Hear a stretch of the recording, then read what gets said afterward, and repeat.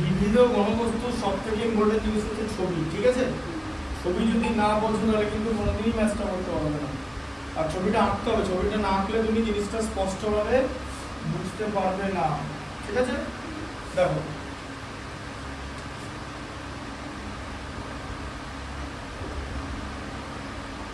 কি ছিল জিনিসটা, এটা হচ্ছে একটা লম্ববৃত্তাকার শঙ্কু, ঠিক আছে? এটা হচ্ছে ব্যাসার্ধ, এটা হলো উচ্চতা, আর এটা হচ্ছে তির্যক উচ্চতা। সবার আগে ভাবতে হবে তির্যক উচ্চতার সঙ্গে সম্পর্ক কি। তির্যক উচ্চতা হচ্ছে, দেখো ব্যাসার্ধ আর উচ্চতা এটা একটা সমকোণ তৈরি করেছে নিজেদের মধ্যে, আর তির্যক উচ্চতা হচ্ছে সমকোণী ত্রিভুজের অতিভুজ, ঠিক আছে? তাহলে অতিভুজের সঙ্গে কি ঠাকুর আছে উপপাদ্য করা যাবে, অতিভুজের স্কয়ার ইকুয়াল টু ভূমি স্কয়ার প্লাস লম্ব স্কয়ার, তাই তো? এই তো হয়, হ্যাঁ?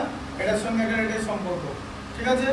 আচ্ছা, তাহলে এবার এখানে তুমি যদি এল বার করো, এল ইকুয়াল টু কি হয়ে যাবে, এই এদিকে ডান দিকের রুট হয়ে যাবে, রুট মানে বর্গমূল হয়ে যাবে, বোঝা গেল?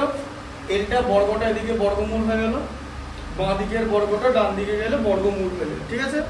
আচ্ছা, এবার তার সঙ্গে গোলকটা কেমন ছিল, গোলকটা এরকম ছিল। গোলকের এখানে ব্যাসার্ধ আর ছিল, আবার এই উচ্চতা এটাও গোলকের আর, ঠিক আছে? আর ইকুয়াল টু এইচ, বুঝতে পারলে? আচ্ছা, এবারে কি করতে হবে, ছবিটা এখন কেমন দেখতে লাগবে, নিচটা জুড়ে দেওয়া হচ্ছে, মানে এখন ব্যাপারটা এরকম হয়ে গেছে, ঠিক আছে? এই যে নিচটা জুড়ে দেওয়া হয়েছে। এবার দুটো অংশেরই ক্ষেত্রফল সমান বলেছে, ঠিক আছে? তাহলে শঙ্কুর, ঠিক আছে? তাহলে শঙ্কুর কি করতে হবে, সমগ্রতল করতে হবে।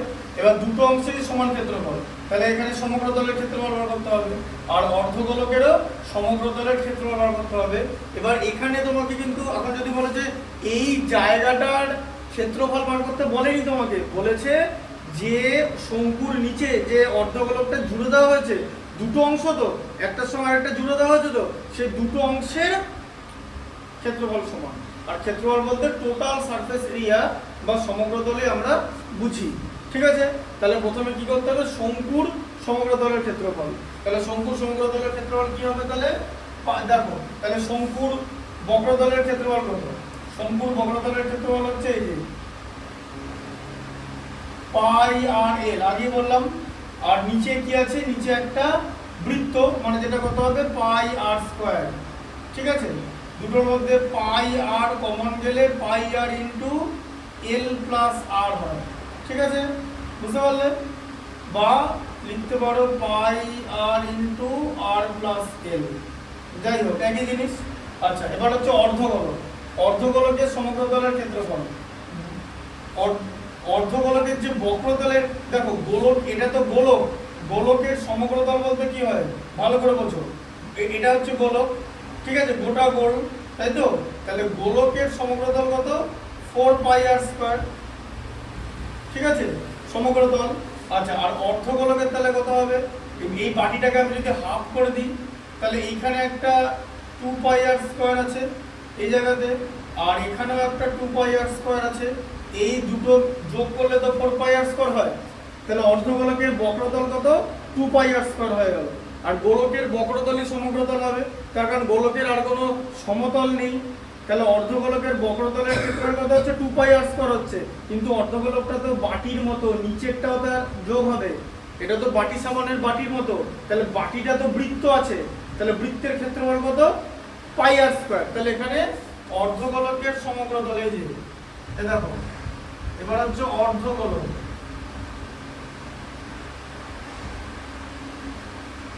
অর্ধগোলকের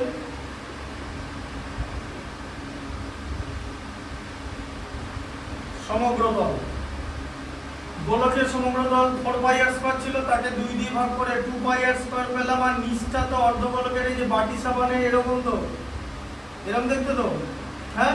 এইখানটা তো 2 পাই আর স্কয়ার, তাই তো? তাহলে এই জায়গাটা কত, এই জায়গাটা তো বৃত্ত, বৃত্তের ক্ষেত্রফল হচ্ছে পাই আর স্কয়ার হয়, আর ব্যাসার্ধ বিশিষ্ট বৃত্তের ক্ষেত্রফল, ঠিক আছে? বুঝতে পারলে? এখানটাতে একটা বৃত্ত আছে, তাহলে কত পাই আর স্কয়ার, তাহলে আরেকটা পাই আর স্কয়ার যোগ হয় হলো 3 পাই আর স্কয়ার, এই যে 2 পাই আর স্কয়ার প্লাস পাই r square 3 pi r square, ঠিক আছে। তাহলে এই যে 3 পাই আর স্কয়ার আর পাই আর এল হচ্ছে ইকুয়াল, ঠিক আছে। আচ্ছা দি তাহলে এবার তোমার পরের লাইনটা কি হবে, এই যে তাহলে এই যে pi r l equal to 3 pi r square, ঠিক আছে। আচ্ছা এবার তাহলে পাই আর পাই ওঠাও, r l equal to 3 r square. আচ্ছা দাঁড়াও, এবারে r l equal to 3 r into r করা যায় তো, হ্যাঁ। তাহলে এই আর কেটে গেল, তাহলে এল ইকুয়াল টু 3 আর, তাহলে এল এর ভ্যালুটা কত, এল ইকুয়াল টু 3 আর তো। আচ্ছা এবারে এল স্কয়ার বসাও, এল স্কয়ার কত 9 আর স্কয়ার হয়ে যাবে, এই যে 3 আর এর বর্গ, তাই তো, বর্গ করা হলো, বর্গ 3 আর ইন্টু 3 আর 3 3 9 আর ইন্টু আর আর স্কয়ার, বোঝা গেল, বর্গ করা হলো। কেন বর্গ করা হলো, সম্পর্কটা এটা, ঠিক আছে। এবার এল স্কয়ারের জায়গায় আমরা কি বসাবো, এল স্কয়ারের জায়গায় বসাবো হচ্ছে এই যে r square plus h square equal to 9 r square. আচ্ছা তাহলে এইচ স্কয়ার ইকুয়াল টু কত হবে, ঠিক আছে, 9 r square minus r square, তাহলে 8 আর স্কয়ার হবে।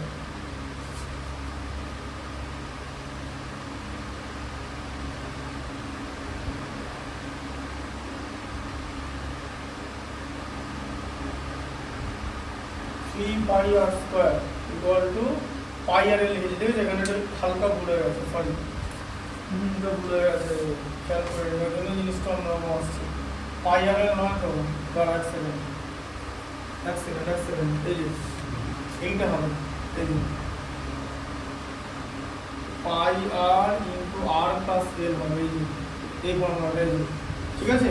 এটা শুধু পাই আর এলটা নিয়ে নিয়েছিলাম, equal to 3 pi r square. আচ্ছা তাহলে পাই আর পাই সবাই কাটো, তাহলে r into r plus l equal to 3 r square, r into r plus l equal to 3 r into r করা যায় তো, আর স্কয়ারকে ভেঙে। আচ্ছা তাহলে r plus l equal to 3 r, ঠিক আছে।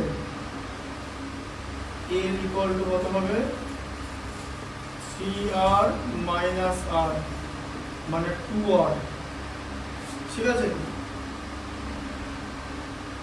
এল ইকুয়াল টু 2 আর, ঠিক আছে। আচ্ছা কি বুঝতে পেরেছো তো, তাহলে এল স্কয়ার ইকুয়াল টু কত হবে, 4 আর স্কয়ার, ঠিক আছে। বর্গ করা হলো, 2 এর বর্গ 4 আর এর বর্গ আর স্কয়ার। এবার এল স্কয়ারের মান হচ্ছে এই যে r square plus h square equal to 4 r square. আচ্ছা তাহলে এবারে এইচ এর স্কয়ার ইকুয়াল টু কত হবে, 4 r square minus r square equal to 3 r square, স্কয়ারগুলো উড়িয়ে দাও, এইচ ইকুয়াল টু, এবার এইচ ইকুয়াল টু 3 আর হবে না, ব্যাপারটা আছে, এটা 3 আর স্কয়ার হচ্ছে, ঠিক আছে। তাহলে এবার কি হবে, এইচ ইকুয়াল টু কি হবে, √3 আর স্কয়ার, তার মানে রুটের মধ্যে √3টা আটকে যাবে, √3 আর, ঠিক আছে। তোমাকে কি বার করতে বলেছে, তোমাকে বার করতে বলেছে, দাঁড়াও এবার ব্যাপার আছে, বার করতে বলেছে 18.4, হ্যাঁ, ব্যাসার্ধের দৈর্ঘ্য আর শঙ্কুর উচ্চতার অনুপাত, ব্যাসার্ধের দৈর্ঘ্য, তাহলে ব্যাসার্ধ ইস্টু উচ্চতা করতে বলেছে তো, হ্যাঁ। তার মানে এটাকে এই দিক করে লেখা হয়েছে 3 আর √3 আর ইকুয়াল টু এইচ। আচ্ছা তাহলে এখানে আর বাই এইচ করতে বলেছে, কি হবে 1 বাই √3 হবে। কি বলেছিলাম, কোনাকুনি গুণ করে যেন ওপরের লাইনটা পাওয়া যায়। আর এর সঙ্গে কি আছে, √3 আছে তো, তাই নিচে √3 দেবে, কারণ আর এর সঙ্গে নিচের কোনাকুনি গুণ হবে। এইচ এর সঙ্গে কি আছে, এইচ মানে 1, এইচ ইন্টু 1 এইচ, ঠিক আছে। তাহলে ব্যাসার্ধের তাহলে কত হচ্ছে এখানে, তাহলে কত হচ্ছে 1:√3 হচ্ছে, ঠিক আছে। ব্যাসার্ধ ইস্টু উচ্চতা, বুঝতে পারলে, ঠিক আছে। সেটা হয়ে গেল, আর লাস্টেরটা বাকি আছে 5, 5এরটা বলো কি আছে,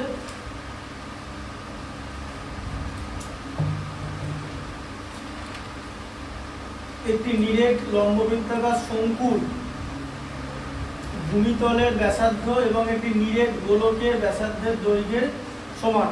ঠিক আছে, ভূমিতলের ব্যাসার্ধের দৈর্ঘ্য নিরেট গোলকের ব্যাসার্ধের দৈর্ঘ্য সমান। তাহলে গোলকের আয়তন শঙ্কুর আয়তনের দ্বিগুণ হচ্ছে। তাহলে গোলকের আয়তন শঙ্কুর আয়তনের দ্বিগুণ। তাহলে শঙ্কুর উচ্চতা আর ভূমিতলের ব্যাসার্ধের দৈর্ঘ্যের অনুপাত কত? তাহলে গোলকের আয়তন শঙ্কুর আয়তনের দ্বিগুণ। ঠিক আছে, আচ্ছা এই কথাটা এখানে লিখতে হবে যে